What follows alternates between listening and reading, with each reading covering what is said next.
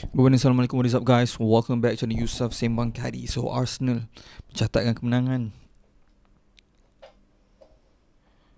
3-0 bagi Slavia Prague. And aku tak pernah nampak gong, tapi honestly aku rasa ada banyak-banyak game ni mungkin yang aku paling risau untuk clean sheet. Sebab apa yang berlaku is, kalau kau tengok dari segi aslinya sejarah dalam Premier League season ni, apa yang dalam Champions League season ni adalah diorang sangat selesa dalam Champions League. Dan kita semua tahu Arsenal mesti akan fokus 100% on Premier League. So apa yang berlaku bila Arsenal fokus 100% on Premier League, mungkin Arsenal akan rotate banyak. And memang rotate banyak. Norgard start, Hincapié start, Martinelli injured, Keres injured, siapa lagi, Odegaard tak ada, Zubimendi tak start. So aku cakap ni this is the game Arsenal akan hilang clean sheet lah. Kita akan dapat pecah rekod sejarah bola sepak klub daripada 1903.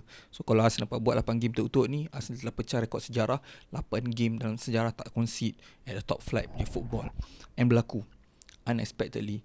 And game ni away, tu one of the reasons aku agak risau juga sebenarnya. Tapi performance Arsenal dalam game ni meyakinkan aku lagi. Aku still tak yakin akan menang Champions League. Sebab apa? Sebab lack limiting belief dalam mindset mungkin akan menghindarkan diorang menang Champions League. Premier League mungkin senang sebab Arsenal 3 kali nombor 1, nombor 2. Yang kita nampak benda tu selalu akan memberi impak kat tim tu untuk menang for the following season, macam Liverpool semua tu kan.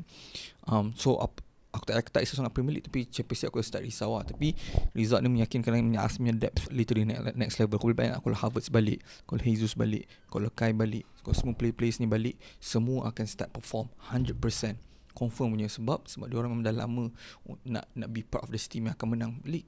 Lepas game aku tengok Odegaard sembang, dia cakap terlalu banyak. Marino pun cakap benda sama, banyak talent dalam team ni, and dia punya expectation sangat-sangat tinggi untuk team ni achieve something. And aku sedang akan dapat, sebab aku tengok performance dalam game ni, walaupun aku agak risau sebab kita tengok Saliba Gabriel start lagi. Aku tak rasa keputusan bijak sebab dah perlukan rest. Sebab aku tak yakin dia boleh kekal injury free for the long amount of time. Walaupun yes, kita ada Mosquera lah, kita ada Hincapié, semua ni first team players, tapi asal set piece menakutkan sebab kan ada apa, Gabriel. So adakah ketiadaan dia akan berimpak 100%? So tu ada benda kerisauan aku lah. And aku agak terkejut kita nampak Hincapié start instead of Luis Kelly. Tapi bila aku tengok game ni aku faham lah, sebab aku rasa Hincapié perlu diberi masa sebab dia ada pemain yang bawa balik dari injury kan. So dia perlukan fitness, match fitness. So dia perlu main. And kenapa? Sebab in case, worst case scenario apa pun jadi dekat Ricardo Calafiori, apa pun jadi dekat Gabriel, so kita ada player yang dah match fit yang boleh terus masuk and perform. One of the main reason kita nampak the best of Kiwior last season, sebab dia masuk dekat mana dia memang tengah fit. Faham tak? So kalau kita dapat buat replicate benda sama kat Hincapié, so tak ada kerisauan dari segi tu. Walaupun agak merisikokan mainin pun against Slavia Prague pun still gunakan dia. Yeah, so Arsenal performance game ni memang literally clean, kunci gila opposition bro. Timber kan, sekali lagi aku cakap, aku tak ingat bila kali terakhir aku jumpa player yang boleh kekal fit game after game main highest level, compete semua front Champions League, Premier League, bawa balik dari ACL. Bro, aku tak jumpa player boleh kekal main at that level. So shout out dekat Timber. Midfield, Norgard buat kerja clean, nampak improvement dia dah start sharp sikit compared to last game yang dia start. Nampak kat dia makin selesa dengan teammates baru dekat sini, membuatkan walaupun dia bukan Zubimendi, tapi dia punya leadership experience tu yang mahal, membuatkan kita tak rasa sangat kehilangan Zubimendi. Kita tengok Nwaneri agak slow mungkin sebab kena yellow card, so dia macam tak nak ambil risiko yang besar. And Dauman bro, dia adalah player termuda dalam sejarah Champions League yang main. So itu huge achievement untuk dia juga. And the best part about Dauman ni, aku suka tengok kepercayaan teammates yang bagi kat dia untuk budak umur 15. Faham tak?